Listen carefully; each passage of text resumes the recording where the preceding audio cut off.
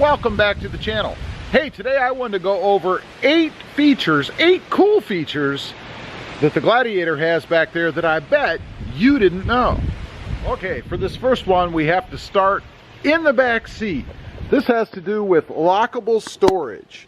There is actually lockable storage behind the driver's seat and the passenger seat behind these rear seats. If you ever noticed, take a look right here. You can see this little cylinder right here.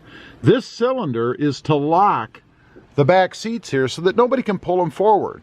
Now, the reason for this, of course, is if you have your top off, let's say, you've got the Gladiator completely exposed, right? And you want to put some stuff in there and be able to lock it up so that nobody can get to it. That is the purpose. Now, we'll show you how it works. First of all, I'll show you that it is indeed unlocked. Just pull up on the thing and the seat pulls forward.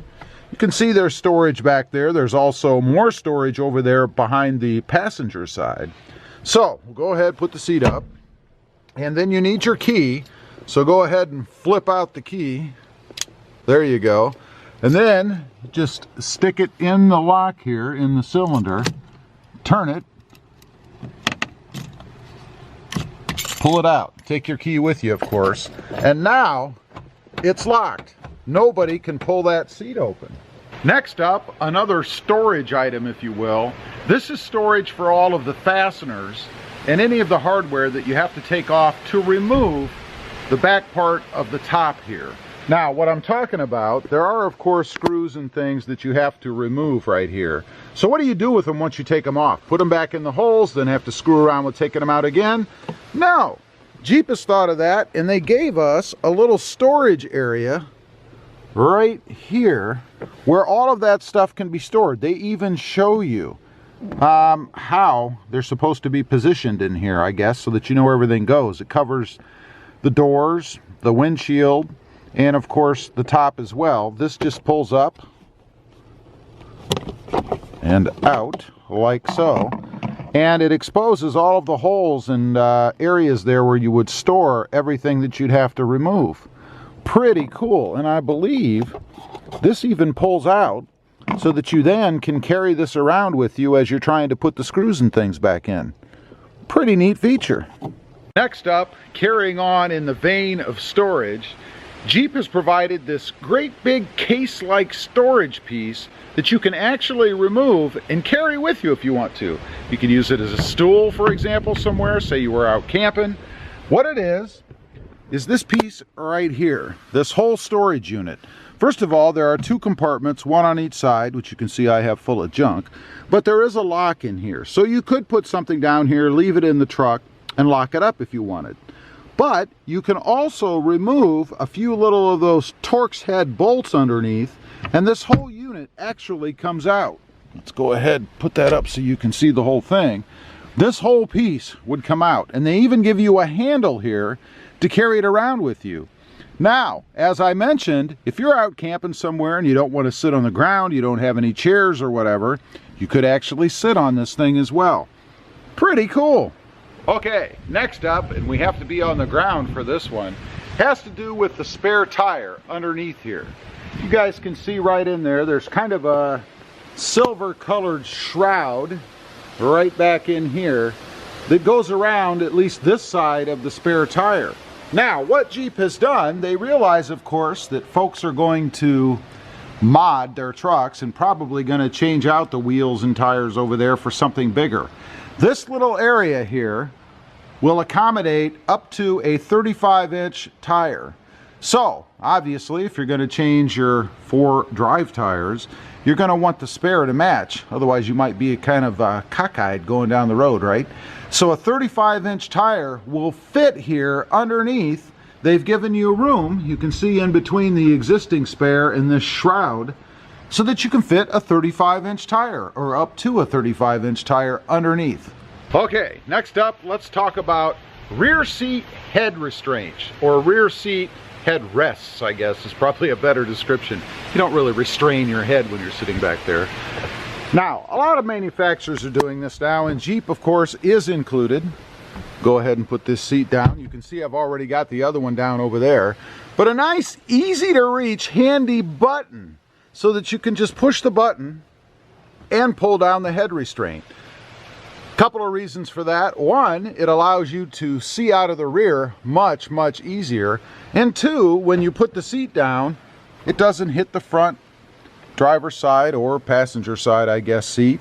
So it gets it out of the way when you put the seat down.